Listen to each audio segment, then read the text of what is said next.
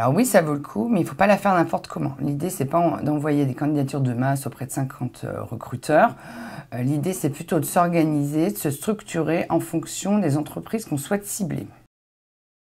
L'erreur à ne pas commettre dans une candidature spontanée, c'est de considérer que mettre son CV sur le site du recruteur est un acte de candidature spontanée.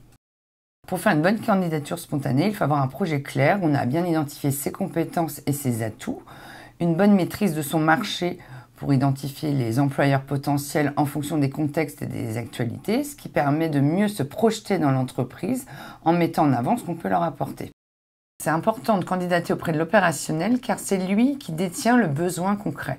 C'est-à-dire que le rôle du RH qui est très important, c'est de recruter les personnes et par moment les besoins ne sont pas encore détectés par les ressources humaines et c'est l'opérationnel qui maîtrise mieux son équipe et les besoins qu'il peut avoir en fonction de causes internes, une réorganisation, une fusion.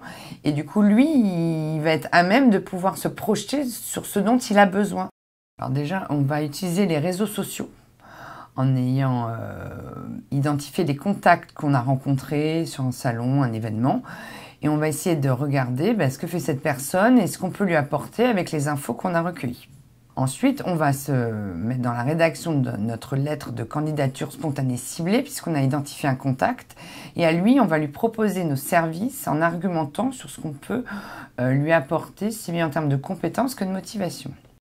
Pour continuer à vous démarquer via la candidature spontanée, j'aurais un seul mot à vous dire, c'est d'oser. Oser vous mettre en avant, oser créer du lien avec des professionnels, oser vous sentir un jeune professionnel et pas que un jeune diplômé.